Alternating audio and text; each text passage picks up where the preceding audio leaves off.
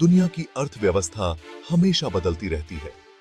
Global economic growth rates India को impact कर सकते हैं।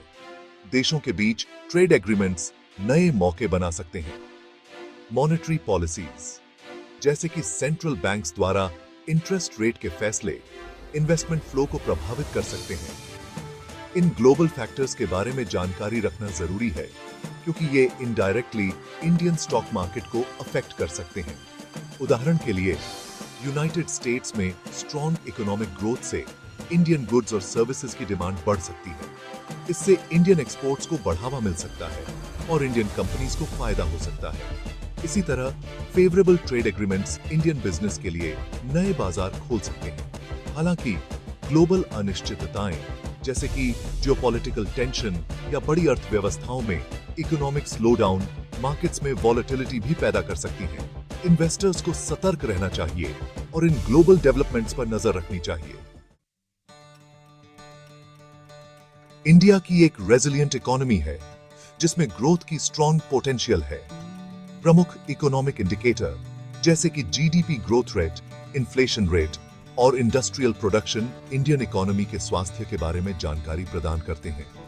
बढ़ती जीडीपी बताती है कि इकोनॉमी का विस्तार हो रहा है, जो आमतौर पर बिजनेस और स्टॉक मार्केट के लिए पॉजिटिव होता है। परचेजिंग पावर और इकोनॉमिक स्टेबिलिटी बनाए रखने के लिए कंट्रोल्ड इन्फ्लेशन बहुत जरूरी है। Industrial production data manufacturing sector की परफॉर्मेंस को दर्शाता है, जो इकोनॉमिक ग्रोथ का एक प्रमुख चालक है।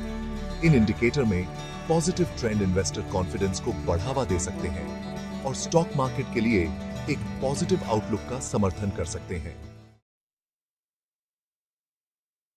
पॉलिटिकल इवेंट्स मार्केट सेंटिमेंट को काफी हद तक प्रभावित कर सकते हैं। नवंबर 2024 में यूएस इलेक्शन के नतीजे ग्लोबल ट्रेड और इन्वेस्टमेंट फ्लो के लिए इंप्लीकेशन कर सकते हैं, जो इनडायरेक्टली इंडियन स्टॉक मार्केट को प्रभावित करते हैं। डोमेस्टिकली इंडियन पॉलिटिकल लैंडस्केप भी एक महत्वपूर्ण भूमिका निभाता है।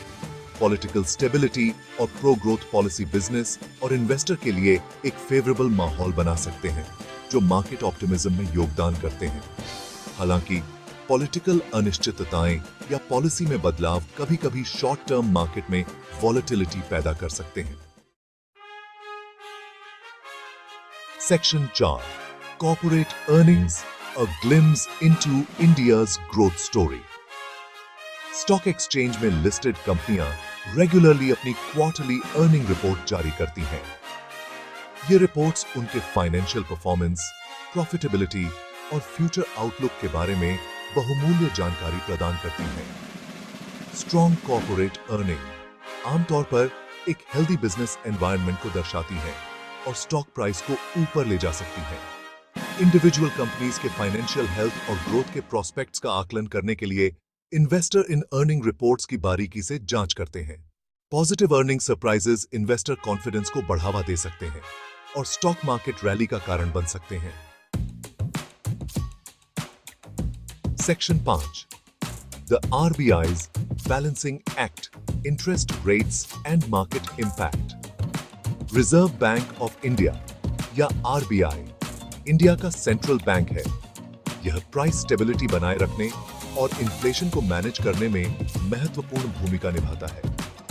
RBI के मॉनेटरी पॉलिसी के फैसले, खासकर इंटरेस्ट रेट में बदलाव, स्टॉक मार्केट को काफी हद तक प्रभावित कर सकते हैं। कम इंटरेस्ट रेट से बिजनेस के लिए लोन लेना सस्ता हो सकता है, जिससे इन्वेस्टमेंट और इकोनॉमिक ग्रोथ को बढ़ावा मिल सकता है। यह स्टॉक मार्केट के लिए एक फेवरेबल माहौल बना सकता है। हालांकि हायर इंटरेस्ट रेट, जो अक्सर इन्फ्लेशन को रोकने के लिए लागू किए जाते हैं, कभी-कभी शॉर्ट टर्म में मार्केट सेंटिमेंट को कम कर सकते हैं। Section 6 sector spotlight, where opportunities bloom in November 2024।